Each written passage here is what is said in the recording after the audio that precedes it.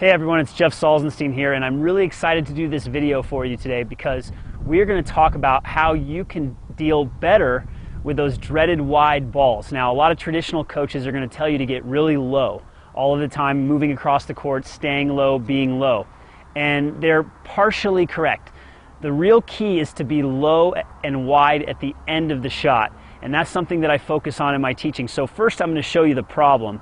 Then I'm going to get into the solution, and I'm actually going to give you a tangible physical exercise that you can do at your home, that you can do on the court, that will make a tremendous difference. And the cool thing is that you're probably not going to see this exercise anywhere else, unless of course you study martial arts or Tai Chi, and I don't know a lot of tennis players that are doing that. I actually had to leave tennis to be able to bring this exercise to you, and we're going to get to that in a couple of minutes. So there are a number of examples of doing the wrong thing when you're dealing with wide balls on the forehand.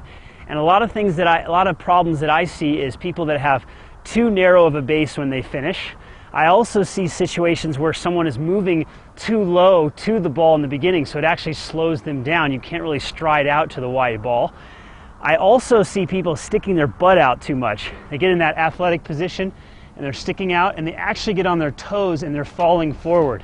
So I'm going to show you exactly how to do it correctly now, how you can change this, and how this is going to completely change your tennis. And then I'm also going to show you that physical training exercise that you can do on the court or at home.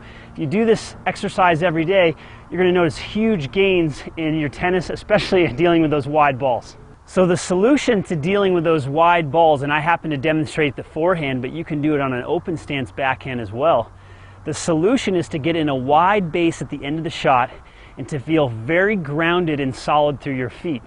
You'll also notice that I was making a movement called tucking the tail, and that's basically where you push your tail forward at the end of the shot like this instead of sticking your butt out. As soon as you push your tail forward, that changes your balance point and it gives you better balance at the end of the shot. Federer, Djokovic, Nadal, all these guys do this. Now, I don't think they were sitting around practicing Tai Chi growing up, but I'm sure somebody taught them the importance of great posture and balance.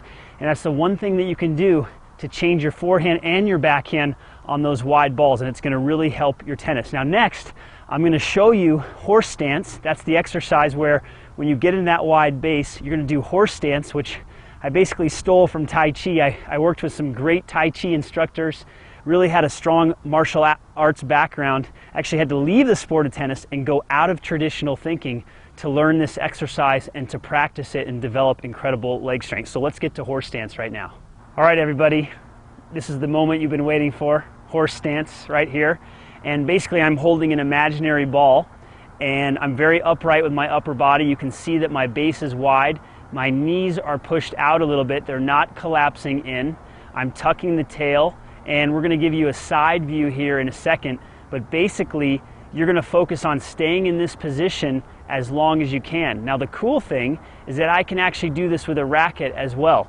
All right, now the cool thing is I can swing and be in horse stance again, holding the racket, working on my finish. Doesn't matter if I finish low, doesn't matter if I finish high. I'm going to work on that horse stance, feeling real solid with my base. And the other cool thing is I can do it on the backhand side as well. So if you practice holding this position with a wide base, you're going to notice incredible gains in your leg strength. Now, you want to do something like this, start with 15 seconds if you can handle it. Then go to 30, a minute. Some of those Tai Chi masters that are hanging out in the woods in the mountains somewhere, they can go 15, 20, 25 minutes at a time. Now, I'm not asking you to do that, but certainly if you practice this exercise on the court or if you practice it at home, you're going to notice huge improvements in your leg strength, even in your concentration skills, because you have to stand in that position for a length of time, and it's going to really help you on those wide balls.